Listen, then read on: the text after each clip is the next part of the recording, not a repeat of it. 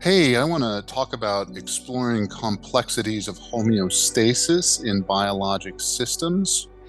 I see a lot of talk on homeostasis and the endocannabinoid system, and hardly anybody discusses any details about homeostasis. So this will be the first in a series of videos discussing that. What is it that takes a seed and makes it into a tree? Or that when a sperm and an egg meet takes that and turns it into a baby?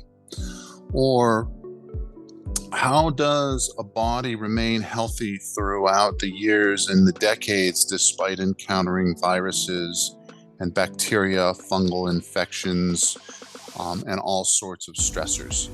These are topics about homeostasis, and as I mentioned, we're going to explore these in this upcoming series of videos.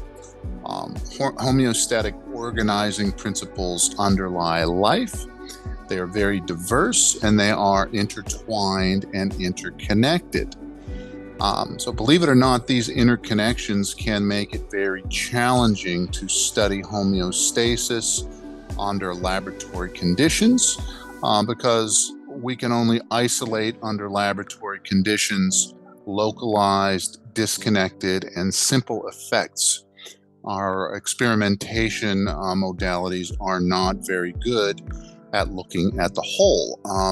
We can't say anything about everything because to say something about everything and state it logically, we have to be able to put reality or physiology into classes that don't represent the entirety of the whole.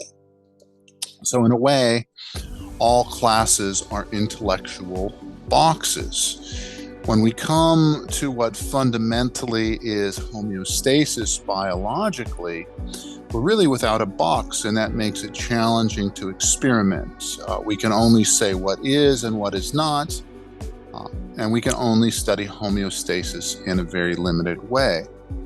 So I want to look a little bit more deeply into this. There are certain things that definitely are major stress points in the physiology that we can look at. And we'll also talk about potential remedies in terms of natural therapies, conventional pharmaceuticals, as well as diet and other holistic therapies. So this is just the first in the series of videos. I'm Dr. Jake Felice. Thank you so very much for listening. I appreciate your likes.